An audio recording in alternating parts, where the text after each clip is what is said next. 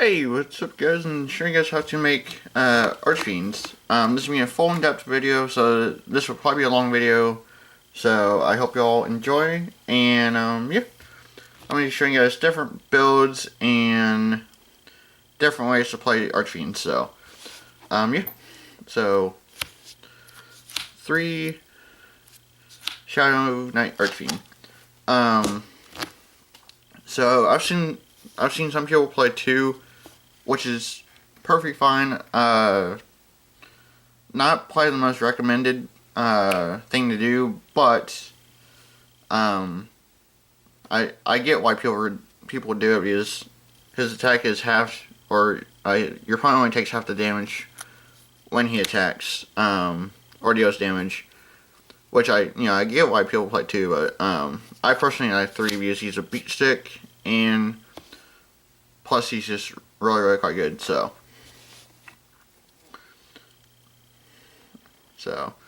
and then 3 Inferno Queen. I've seen, like I said, people play 2 and sometimes 1. I don't really agree with the 1. 2 I get because it's it's a good card, but I personally like 3. Because if your first and second one die, you at least have one more to at least have in your hand. Because during both your standby phase and your punch standby phase, he becomes a 1900 beat stick, which is really quite good. And so that's one of the reasons why I like playing 3, because you can target like an Archfiend, and then he can be like 3000 attack, and then be able to be over like a bigger monster than you control. So that's why I like playing 3. It's really quite good, and yeah. So and then I'll just set those off to the side, and then 3 Dark Bishop. Now, this is personally your personal preference. You could try 3, and then if you guys don't like it at 3, you could cut it down to 2. 2 would probably be what I'd recommend, personally. So, same thing with the next card. 3 Valpon, but like I said, if you guys don't like it at 3, then just play 2, and it should work a little bit more better for you guys. So, but that's just my personal opinion for you guys to try out. Valpon and Dark Bishop are both good. Dark Bishop doesn't do as much as Valpon, but Dark Bishop still come in handy when your other Archfiends are targeted by a card effect. So. And then 2 Terror King. Now, personally, I really just like 2. I've seen some people play 3, and it's like, unless if you're playing Summoner Monk in the build, which is also another option. I personally just like 2. Because there's a lot of time where he's dead in my hand, and I have to set him, so, but that's kind of, that's Yugioh for you, so, but, yeah. So, just play 2, and, you'll be fine, so. And then, next one is 2 Desrook. Now, you could probably play 3 of this, just because he's an 1800 defender. Plus, he brings out Terror King as well, so. If you guys only like 2, just play 2. If you guys like 3, play 3, so. I personally really like 3, but I just kept dead drawing him. But again, his defense makes up for it, but it's not the best card to have out on the field, and you rather have him in your hand to help bring back Terror King. So yeah. And 2 Archfiend in general. When I first made this deck, I tried 3 Archfiend in general. I dead drew a bunch. Even with the Pandemonium in my hand too, so I cut this down to 2 when I first made it, and then at 2 I've liked it ever since, so just play 2 and you'll be perfectly fine. and then 2 Archfiend Harris. Now, personally, I like 2 of this in here because you can still be able to set it or attack with it, and then, but personally, setting it is one of the things that I would do. Because your opponent will run over, and then you can search. So unless I just Chaos Max and put it in attack mode. Because Chaos Max, if it attacks into us, it's doing 4,000 damage doubled, and so you'll be taking 8k to the face, because it has 0 defense. So yeah. So if you're facing that, just put that in attack mode, or try to get over Chaos Max first and then set it. So yeah. So last card for monsters is 3 False Dying. Personally, I like False Dying in here over anything else, because you can summon it and then put a memory shot on it, and then just summon out your other Archfiends, and then you're basically pretty much set. So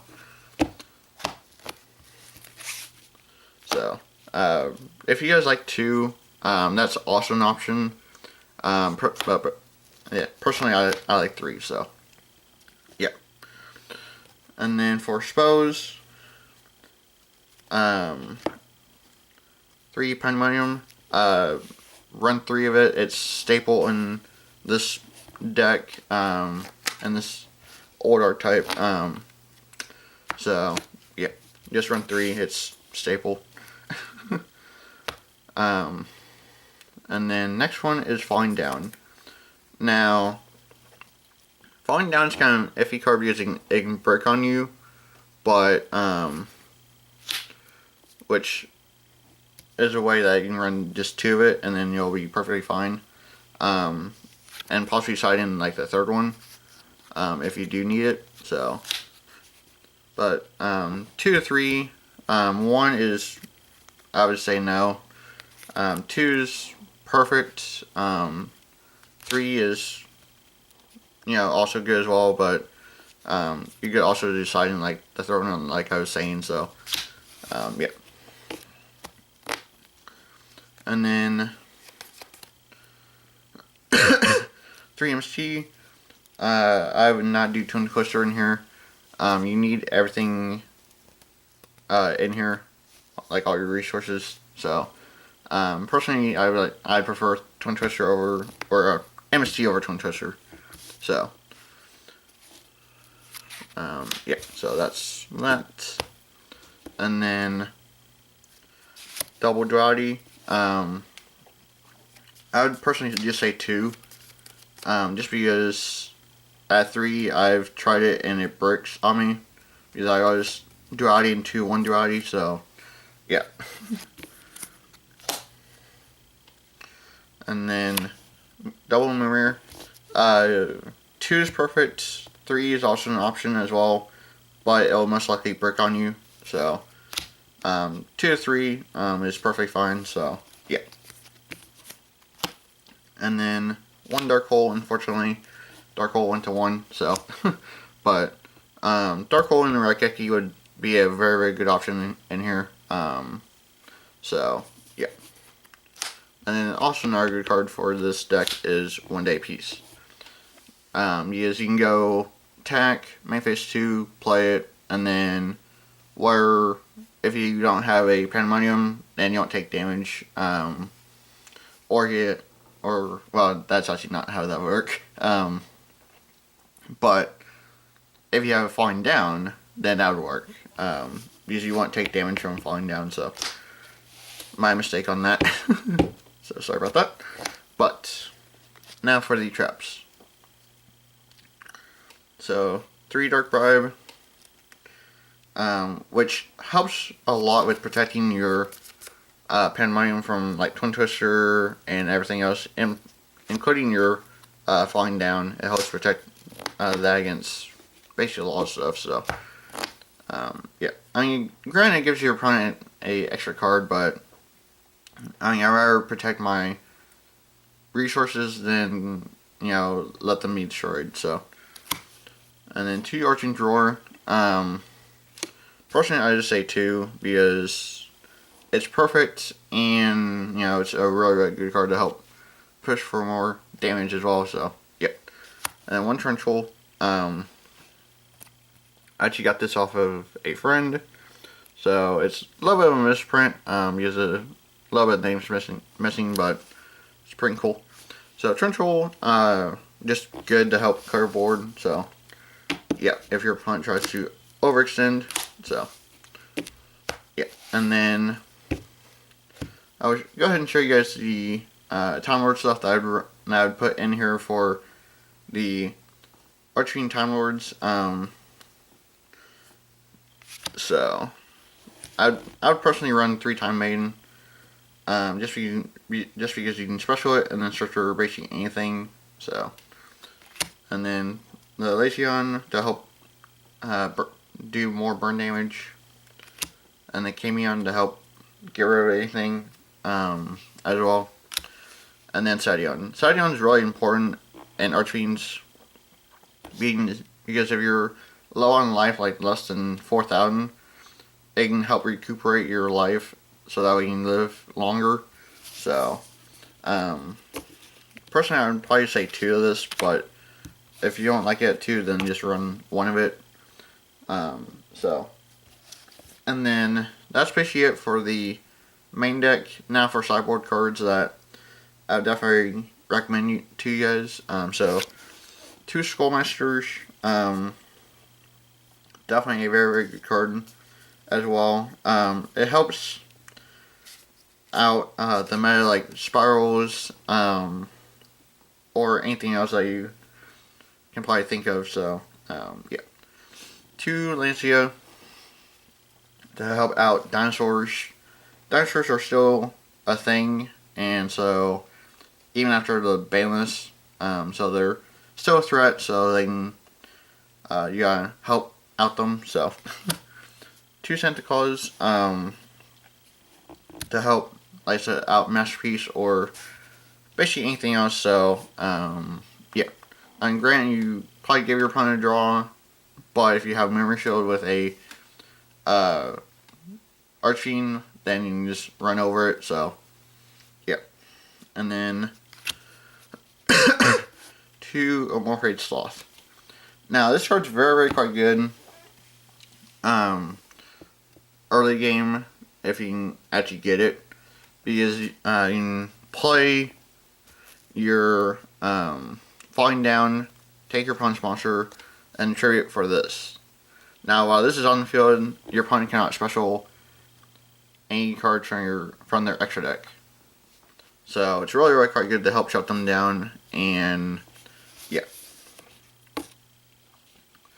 And then now for the Spos. Prohibition is also a very, very good card to help shut down your opponent, because you can call basically anything that would stop you, and then it basically just shuts them down because they can't play it. So it's really, really quite good, and just another good card to help you win. So Ground Collapse, also another card to help you win. Usually, if they can't summon any monsters, then that's an easy win for you. So yeah, because what Ground Collapse does is that they lock up, or it locks up to your opponent's monster zones, and so if you play 3 in your or side in 3, then there's a good chance that you can basically win just from that. So, and then Sunbreaker. Now I've talked about this card in the past, with it being good, and with against Spirals, it's really, really quite good. Now they can get rid of it, but there's a trap card that I'm going to be showing you guys in just a few minutes that will help protect it. So